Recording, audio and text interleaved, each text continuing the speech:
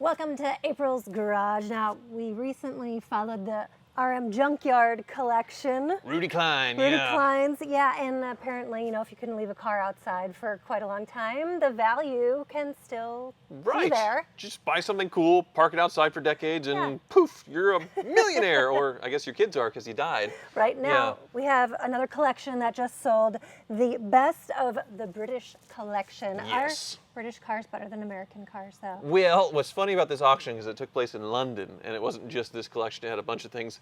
The British cars didn't seem to do all that well with the Brits. They liked the Germans and the Italians better in this auction. So yeah, I thought it was funny. But RM went to London for their big sale, and there were some hoopties. So this best of British collection. Tell me about the breast collection. Well, oh, sorry. It's hot. I'm sorry. No, it's very hot. It's very hot. But yes, I did a list of about 12, 15 cars, most of them top sales, but I wanted to show the hoopties in this sale of British motoring. I feel like British people are going to get upset that you're calling their cars hoopties. Well, these are proper hoopties, but they're cool hoopties. So I'll start with one of the cheapest cars to sell, a 1935 Bentley, which sounds expensive, but this one, well, you can see it's a little stripped. It's a 3.5-liter drop-head coupe by James Young. And it has a fender delete, like it was given the hot rod treatment. Interesting. Looks kind of like a 32 Ford Custom or whatever. The fenders are there; they're off to the side to complete the restoration. But this Best of British collection, it's like a bunch of unfinished projects. It's like an old-timer British Freddie. Just, you know, his garage is being sold off Why is it a before. British Freddie? Well, because he didn't get it much done, and all these derelicts and things. Sorry, Freddie. He should be posting a video soon that'll. Anyway. He's still got it. He's doing it. Sorry, Freddie. I went there. But I mean, this is a cool car that you're going to completely restore and do a lot to it, but do you keep it very original, or do you like become your own coach builder and go off on a tangent on this? Oh, I guess you finish restoring it. It's a pretty cool body. These are not that desirable versus the pre-1930-ish cars. Yeah. Because Bentley was acquired by Rolls-Royce by this, well, actually, it was just acquired by them, according to the description. So before Bentley was its own company, they did a lot of racing, they had the blower Bentleys and all that stuff, and then Rolls-Royce acquired them. And looks like, production began in 1933 with this 3.5-liter engine in these cars, so they got more domesticated. They're still cool, but I'm going to make Jake do all the math on these in the edit. Sorry, Jake.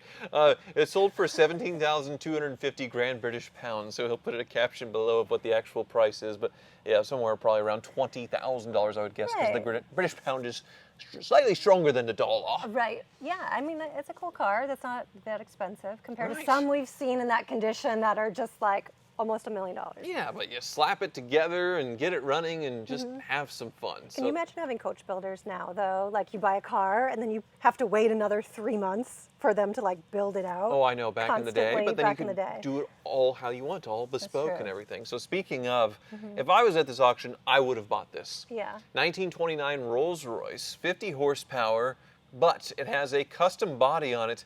They went chitty chitty bang bang and put a wood body on the back. Which to me, like, that doesn't look like the era, like the time period that it should be. Like, I don't see them being born, or a lot of them that look like that. It looks really, really cool to me, but this one isn't the desirable Rolls-Royce with the big motor. It's a small 6-cylinder, I believe. And yeah, I guess it started as a limousine, and that body just rotted away over time. So after having a few distinguished British named owners, it worked at the Connaught Hotel of Mayfair, and sort of rotted away as their hotel ferry from the port of the cruise ships. I don't know what, they were cruise ships back then. They were passenger ships. I guess they would be planes. And so somebody bought this car that was rotting away and decided to just make their own, you know, chitty chitty bang bang kind of look here with the wood and the polished front end, and I think it is gorgeous. And it sold for only 40,250 grand British pounds. That's right up your alley. I know. That's a perfect price for this hoopty. It definitely looks better as a convertible. Love the look, the style of it. Bang bang chitty chitty bang bang. Our fine four-fingered friend. I'd be just humming that the whole time. So yeah, hoopty's in the sale. amazing. This one's a pretty amazing hoopty, this 1968 Aston Martin DB6. It looks like the DB5, the James Bond car, but the DB6 was longer, had a back seat. On the back end was kind of styled a little different too, which made it more modern. Do you like this better? Like, what's your favorite of the DB series? Well, DB5 is the prettiest one by far. The DB6 is, right, it's close. Now you're singing now. Wow. The DB6 looks enough like it, and they're less than half the price. What's interesting is this one was in Japan, and they don't say why, but after an earthquake, this guy just parked it for decades. Right. I mean, I'm guessing that he had some problems, some money problems after the earthquake destroyed a lot of things, and I'm totally speculating, but that's why I would park something. Yeah. That special. It says, sadly, an earthquake rocked Japan in the mid-1990s, and the car was put in storage immediately afterwards and not uncovered until now. The car that could go, 150 plus miles per hour, and this beautiful body. Why an earthquake would freak somebody out in their Aston Martin to park it, well, I guess we don't know. We don't know. But it sold for 85,100 grand British pounds. So what do you think around about 100 grand, probably. that price? Great price. Actually, a terrible price. I don't know, because the cost to restore it would be multiple $100,000, and it's probably not. I mean, it'd probably be a $300,000 car restored. It looks like it has a really nice body, though, so you're not doing rust repair. That's kind of important, and obviously it's all there. Right. Well, what's interesting is they leave all the dust and grime from years and decades on these cars. They're not polishing them up, cleaning them up. They're like sold as is. Yes, derelicts. But then there is a completely stripped Aston Martin DB2. This is this Best of British collection where it's stripped into 1,000 pieces, and then the project has been abandoned. So you get it like that. That's like on a cart. Probably $150,000 American. What it sold US for? dollar. Yeah, it sold for 138,000 grand British pounds. For that. And you get a completely stripped down car with a nicely rebuilt engine sitting on a stand. But yeah, put it all back together. It's the ultimate Lego, I suppose, to just... I bet. It's very cool because I don't think they made a lot of this, and this is sort of like the heritage, the start of the DB series, and so you want to get your hands on one, even if it's broken down like this. Like, it's definitely worth it to restore it. And they always know the ownership history of these things. That's the thing about RM, a lot of research goes into these cars.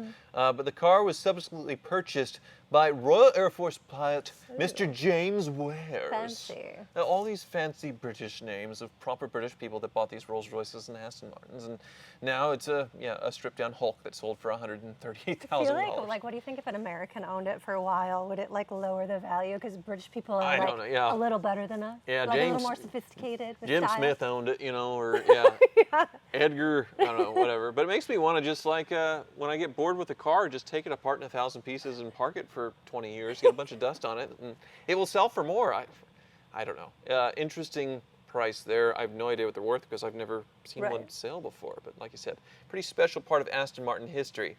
But they also had a DB5. Ooh. So the subtle difference is you can see DB6, DB5, since we had them pretty close together. Right. The back end, it's just...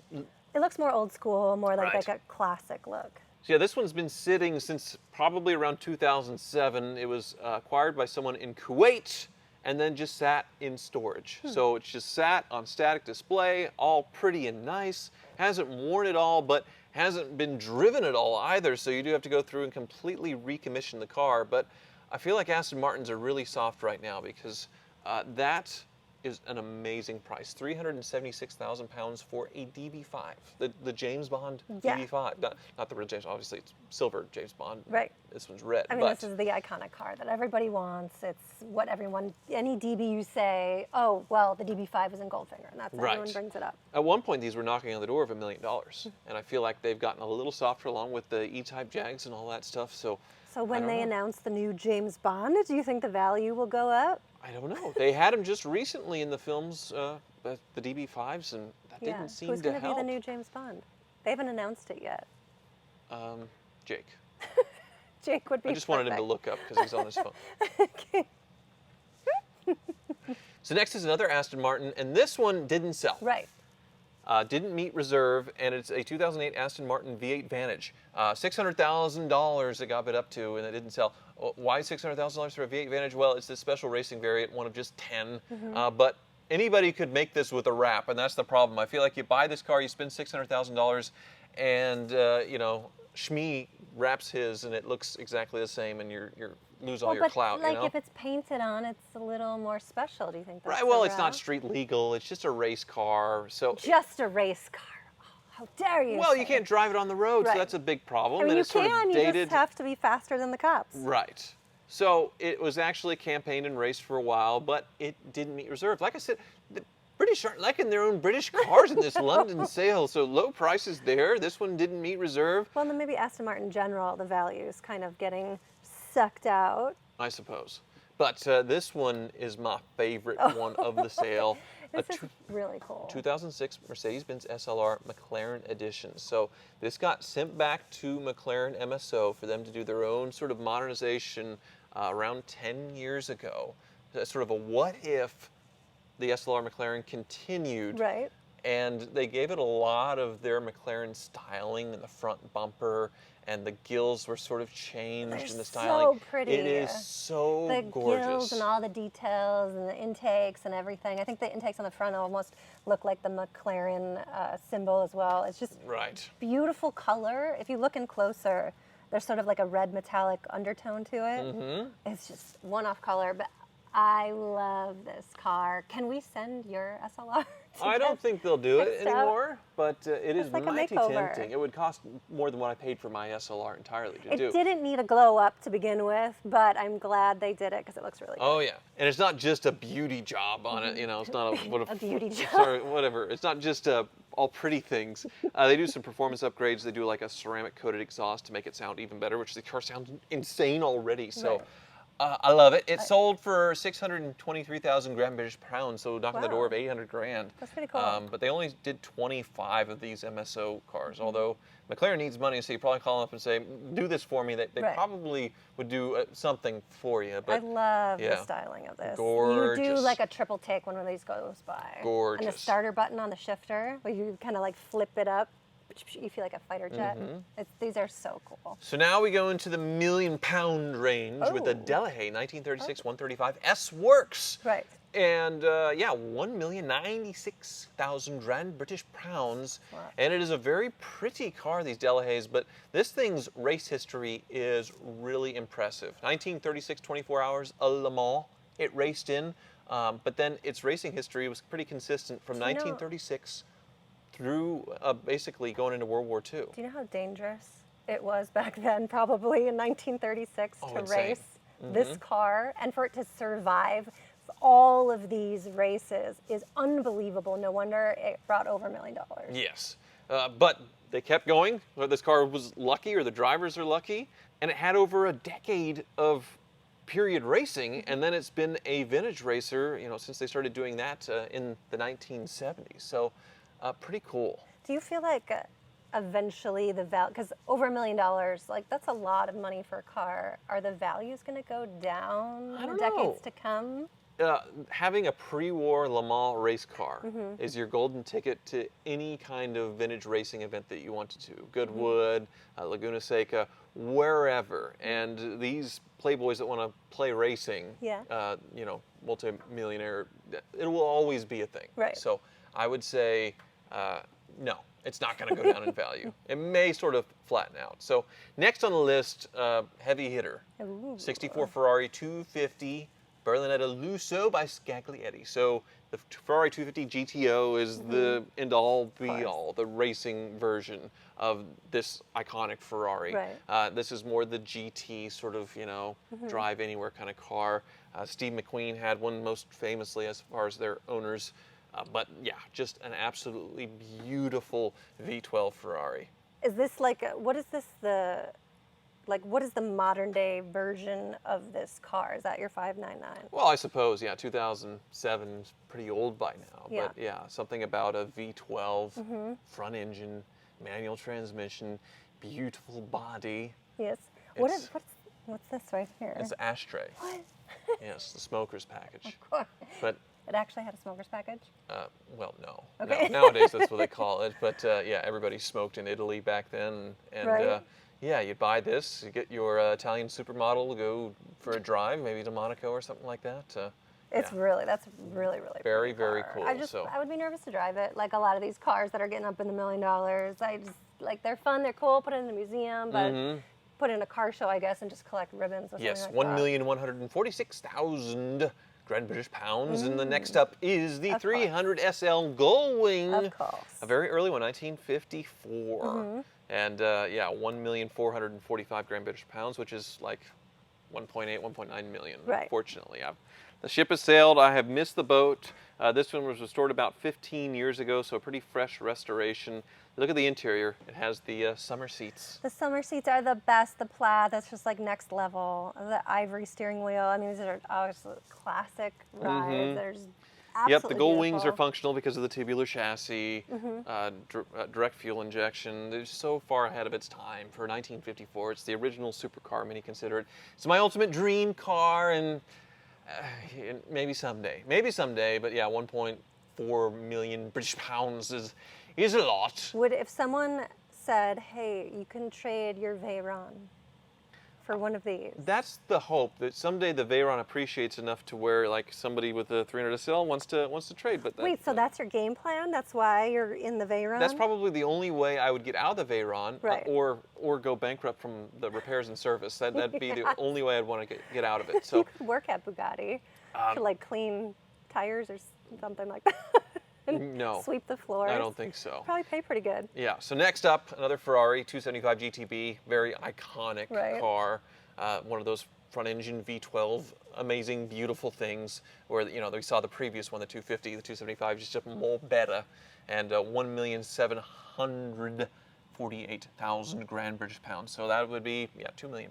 So they say like the short nose is a thing. How do you feel? It's just exterior look. It just, yeah, it looks a lot better. And the car's just, it's one of the prettiest things ever. And I drove it, and it drives as nice as it looks. Right.